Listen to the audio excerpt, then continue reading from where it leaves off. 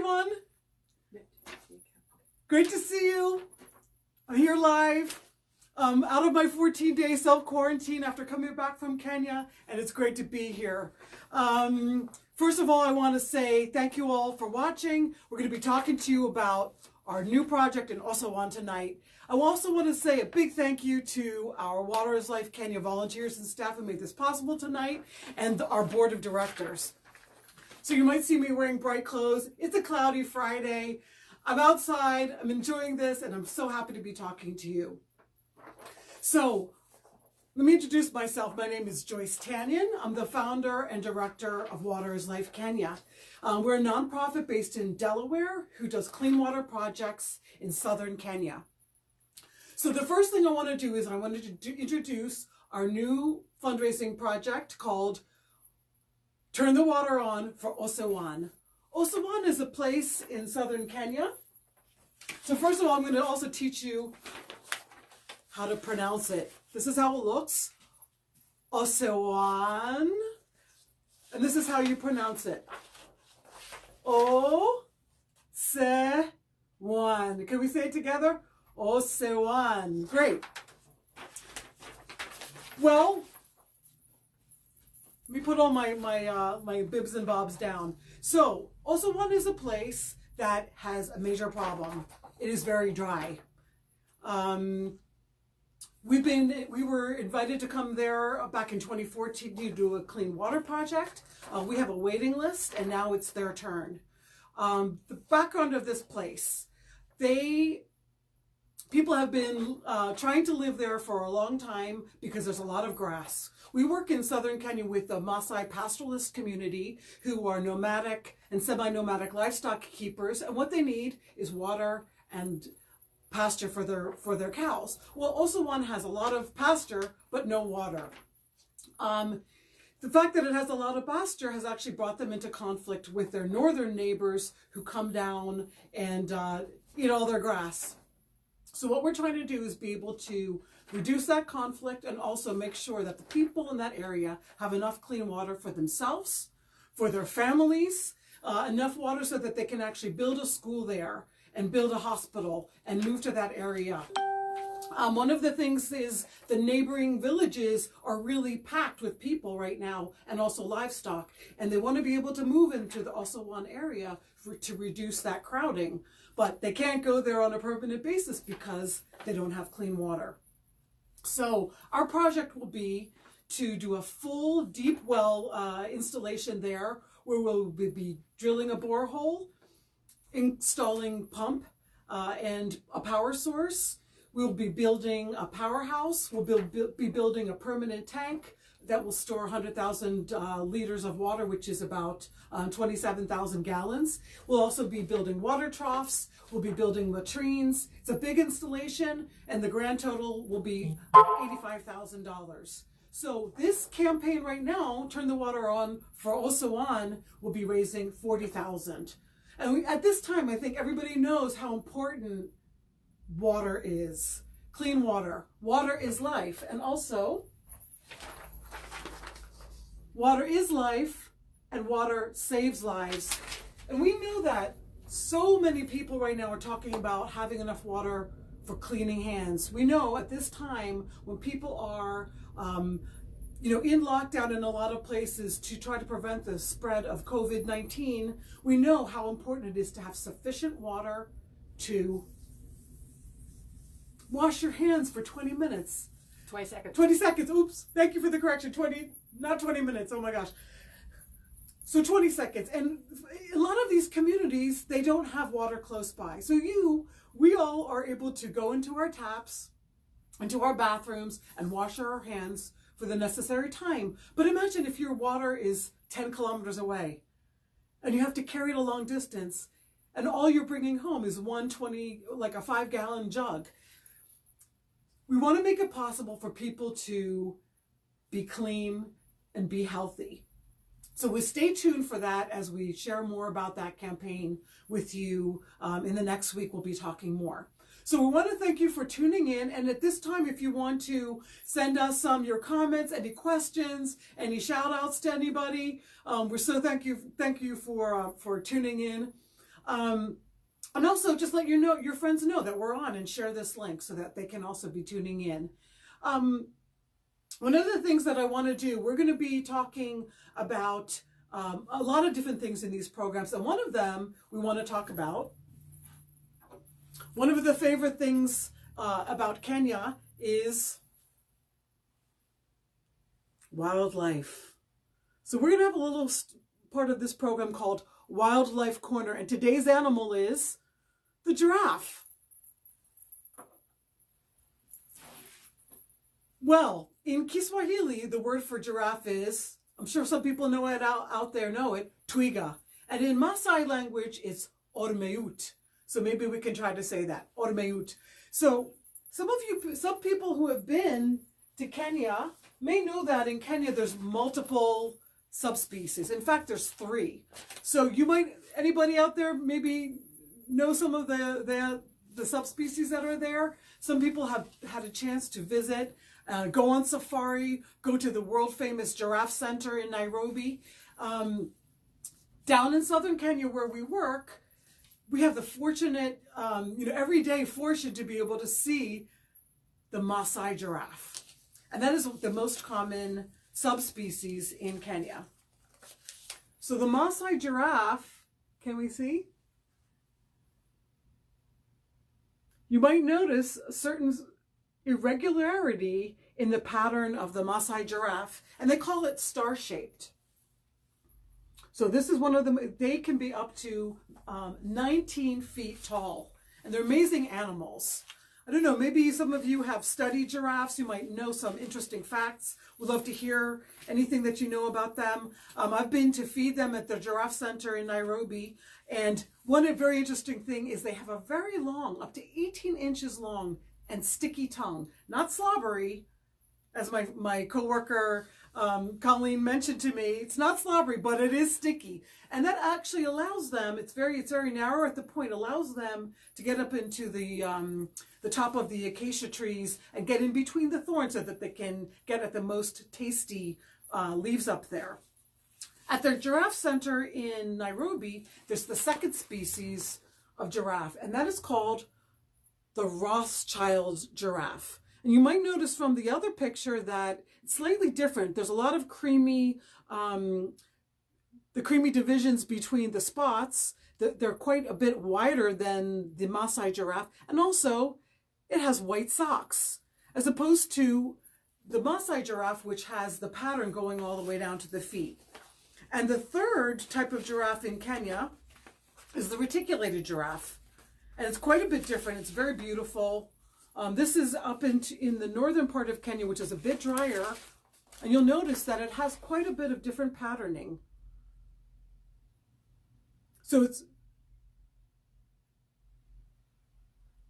Okay, so Joanne out there is a giraffe lover. I don't know if you know, if you've ever seen this amazing detail and notice that they're so different, actually, the pattern. So this is the reticulated giraffe, which is quite a bit darker than the other ones. It's not orangey brown. It's sort of a dark, I don't know, you call it brick red or oxblood colored, and also very thin white divisions between the markings.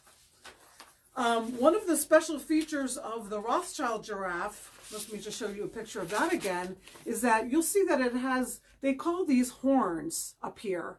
And it's actually, the technical term is ossicone. Most giraffes have 3, but a Rothschild giraffe actually has 5. So it has one big one in the middle, these 2, and actually behind the ears it has 2 smaller ones, which I didn't know until I started researching this a little bit. One of the amazing things about giraffes is how huge and tall they are, right? Very long legs, very long neck. And when you watch them running, it actually looks like they're running in slow motion. But I can tell you, only 2 strides and they're running across the road, which is amazing. Here I have a very cute picture of a baby giraffe. And here's the baby giraffe running with this little tail sticking up. In the Maasai community, they live very close to wildlife, and what people say about the giraffe is that it's very peaceful. And the other thing, the other characteristic about the giraffe is that they can see far because they're very tall and they can see far. And in fact, we often hear people saying, I want to be like a giraffe who sees far. So that's our little story about giraffes today. There's a lot of other things. They're amazing just in their physiology that allows them to be able to pump the blood up to the head and all sorts of other things. But really, I'd love to hear some of the things that you know about giraffes. And maybe you could share that with, maybe somebody can do some research in the course of the week, and I can share some of those things that you found out about them in time for next week's show next Friday. So oh, okay. So I've got Diane saying it's so cute and it has Bambi legs. And that is really, it is adorable. They're adorable. Especially when you see them. I mean, I'm going to just show you. It looks like a regular tall giraffe, but actually if you see it next to the adult giraffe, you'll see how much huger the adult giraffe is next to it. So you can see that when they grow, they get a very, very long neck, and the body becomes much bulkier. And also the head, the ears get longer, and the ossicones get more pronounced. So just a reminder, Kiswahili, the word is twiga, and Masai, ormeut. So now I want to go on and share some of our updates from Kenya with you. Some of you may have had the chance to meet my co-founder and colleague, Joseph Larasha. And of course, I'm in touch with him every day, especially at this time. Here he is with me in Kenya, and my colleague Colleen when she was visiting us last year. Some of you also may have had the chance to see his TEDx talk, How I Learned Courage from a Lion.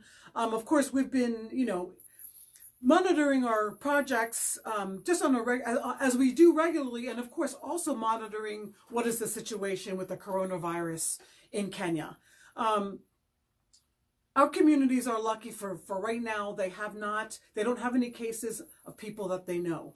It also makes people feel like they're in lockdown, but they don't know why.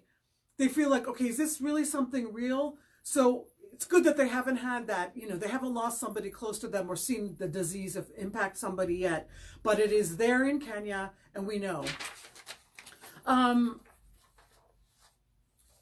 One of the things that we're planning to do as Waters Life Kenya, because of this urgent situation, is to be able to use our social networks, the goodwill that we've built up, over the last 13 years of working there, and also to be able to use all of our relationships to mobilize two very important things. And that is, one is the message of hand washing. Number 2, social distancing. And number 3, don't touch your face. What we've heard in actually today, is that they're going to be reopening the markets. Now in Kenya, the way people do their shopping, especially in the rural areas, they come one day a week. They come to a central market area. This is Kimana Market. You can see how many people are there. Here's a close-up. Actually, I don't know if you can see that with all the people behind. Okay. 1, there's no hand washing stations. 2, it's very crowded. 3, people haven't seen each other. The market was closed down 2 weeks. People were out of touch with each other. The marketplace is a place to socialize, to greet your friends, to pass information. So we are really trying to do something very quickly to be able to get into the market on Tuesday on time so that people know. Wash your hands after touching anything. Keep your social distance and don't touch your face. And the other thing that we want to do is be able to deliver hand washing stations to the market. And we're working with the local health officials to be able to do that right now. In fact, Larasha was on the phone with the local political administrator for that area, and also the health officials there. It's so important. We know people are going to be so excited to be at the market, and it is a joyful thing to be reuniting with your friends, but safely. So we're trying to roll something like that out. If any of you guys have some information about good ways of doing that, we really welcome all your input. The other good news that I have from Kenya, moving on to something that we're just finishing up right now, many of you are donors who have been supporting us for a while will know about Namalok Water Project. Well, we're very happy to announce that we're going to be doing the pump installation and the solar panel array installation this coming week. So stay tuned for that. I'm going to have pictures of the water, of the full system being online. That's a borehole project that we drilled last July. And we did a full borehole installation there too. And we're very excited to get that online. Clean water, close to people, to be able to take care of their families, because water is life and water saves lives. You guys, I hope you're all hand washing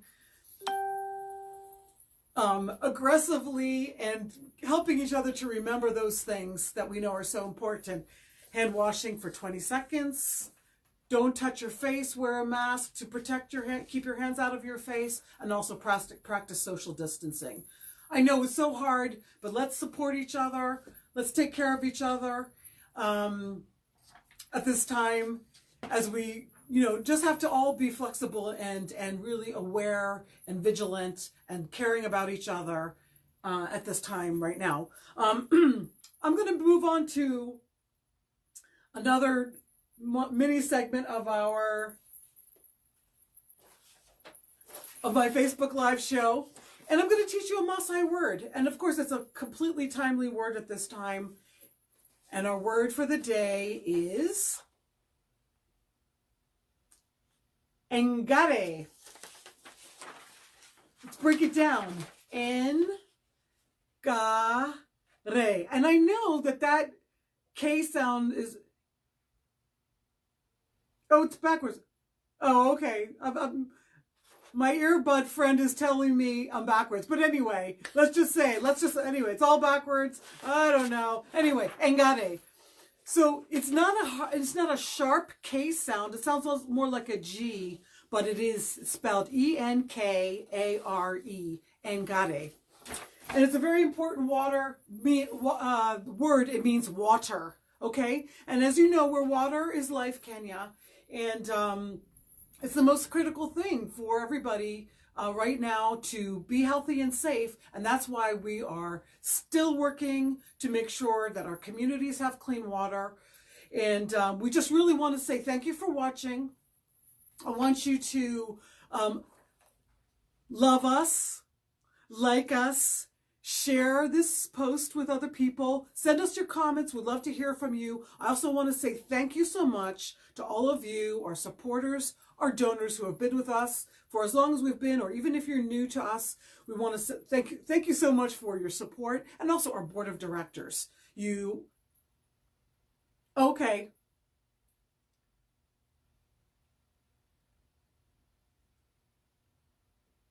Okay, I've got a couple shout outs coming on in from California. Chuck Stefanski, thank you so much. Long lost friend from California, who's out there on the front lines all the time. Thank you so much for your service. I know you used to do phlebotomy and all those kinds of things, so I'm sure you're taking care of a lot of people out there. So definitely share us with your friends, what we're doing, and yeah, thank you for your selfless service, all you people, and your generosity and donations. Keep it coming. Stay connected. Stay connected. Oh, it might be all backwards, but they'll see the icons. Say it again. Oh, giraffe, they do, especially giraffes do make noise, and I can't, oh gosh, Larasha is so good at animal noises. But yes, they do, and for next time, I'm going to tell you what it is. They definitely do. And especially, male giraffes, they fight. And definitely they make noises when they're fighting. But right off the top of my head, I can't come up with a giraffe noise. But yes. And they also have really long eyelashes. Like all the pictures I have, if you look at, in fact, if you go online, if you look at giraffes, they have very long eyelashes. They're very beautiful. So I think we're getting ready to sign off now. I invite you to stay connected with us through all these methods. waterslifekenya.com. Follow us on Facebook and share our Facebook Live if you think, somebody who's interested in this thing, something that, we're still reaching out to our brothers and sisters in Kenya. We love you guys. I know some of you will be watching this tomorrow. Daktari Melita Lane, I know you have a lot of friends out there. Let's make sure that this message gets to the ground for people too. Wash their hands. Wash your hands. Don't touch your face and keep your social distance. So stay tuned for next week. We'll be bringing you more information about OSO1 and everything else and more Wildlife Corner. And if anybody else has an animal that they're interested in learning more about, let us know. See you next week. Stay safe. Love each other. Love you guys. Bye.